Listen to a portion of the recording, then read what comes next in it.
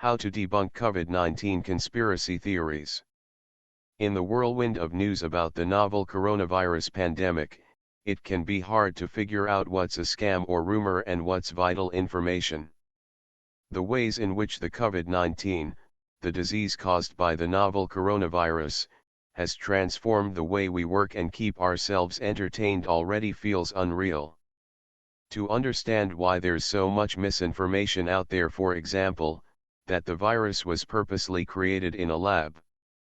You have politicians in the US pushing the conspiracy theory that the coronavirus was bioengineered by a Chinese lab. And then you had retaliation to that. You had Chinese officials pushing the conspiracy theory that the US bioengineered the virus. It can be actual governments intentionally constructing conspiracy theories for strategic reasons. And so when you have governments pushing out all these conspiracy theories, they're quite distracting.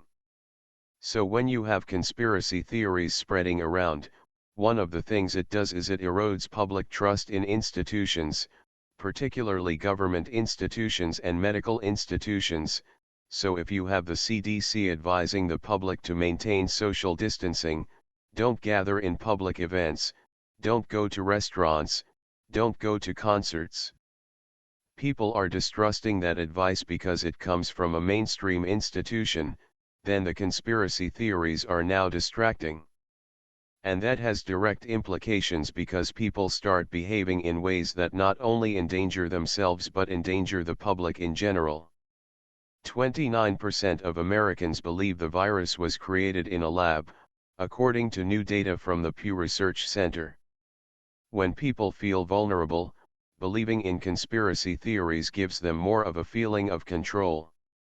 It seems almost counterintuitive because why would imagining that this is secret conspirators in a lab generating a virus, why does that make people feel more in control? Because at least that's an explanation.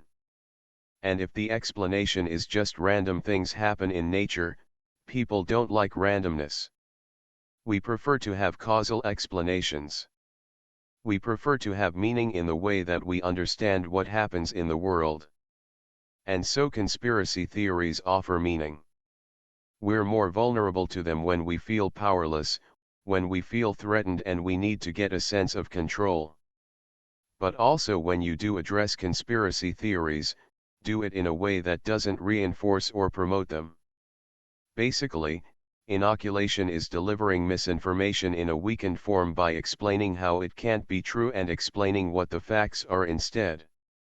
For example, with the conspiracy theory that the novel coronavirus was created in a lab, scientists have found that it has natural origins. If your goal is to convince conspiracy theorists, then an empathetic approach is necessary just to have a genuine dialogue. Cybele to people.